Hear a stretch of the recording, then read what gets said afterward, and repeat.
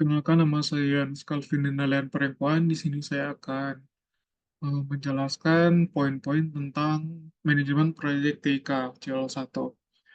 Langsung saja ke poin pertama, pengertian dari manajemen proyek TIK. Manajemen proyek TIK adalah proses mengelola sebuah proyek yang berkaitan dengan teknologi informasi dan komunikasi.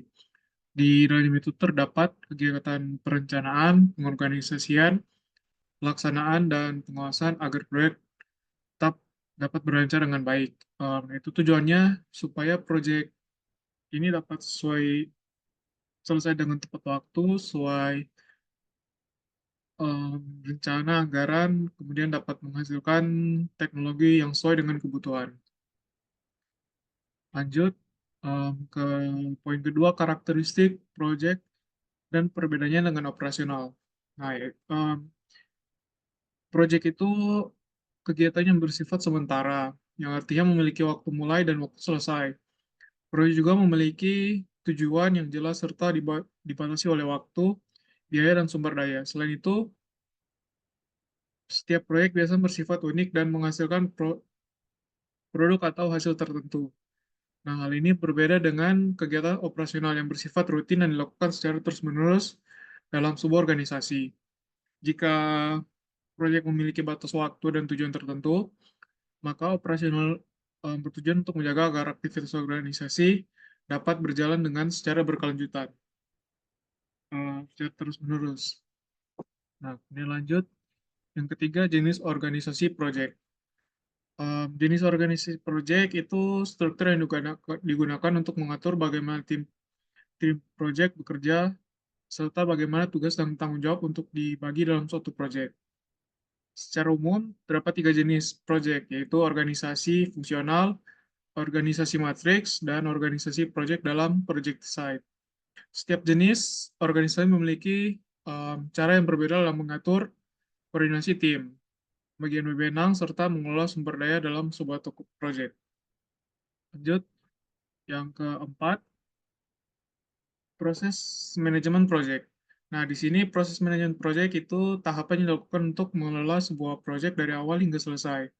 Proyek ini biasanya dimulai dari tahap perencanaan, yaitu menentukan tujuan proyek, waktu, biaya, dan sumber daya yang dibutuhkan. Setelah itu masuk ke tahap pelaksanaan proyek.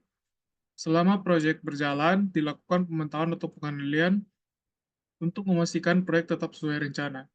Tahap terakhir adalah penutupan proyek setelah semua pekerjaan selesai dilakukan. Nah, kemudian lanjut ke 5,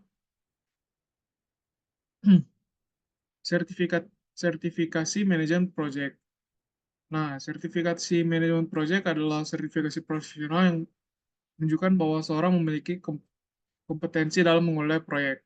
Sertifikasi ini biasanya diambil untuk meningkatkan kemampuan dan juga meningkatkan peluang karir di bidang manajemen proyek.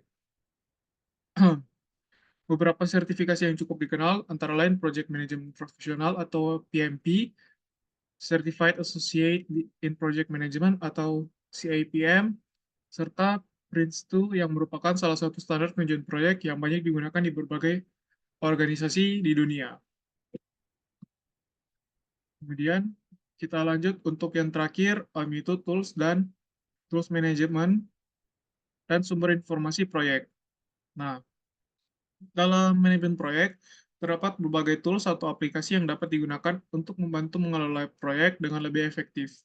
Tools ini biasanya digunakan untuk membuat perencanaan proyek, mengatur pembagian tugas, memantau perkembangan pekerjaan, serta mempermudah koordinasi antara anggota tim. Beberapa tools yang sering digunakan antara lain Microsoft Project, Trello, Asana, Jira, dan Monday.com. Selain tools, kita juga dapat memanfaatkan berbagai website atau sumber informasi untuk mempelajari manajemen proyek dan mendapatkan referensi yang lebih luas. Contohnya seperti Project Management Institute atau PMI, Coursera, EDX, dan LinkedIn. LinkedIn Learning yang menyediakan berbagai materi, artikel, serta kursus mengenai manajemen proyek. Sekian dari saya, terima kasih.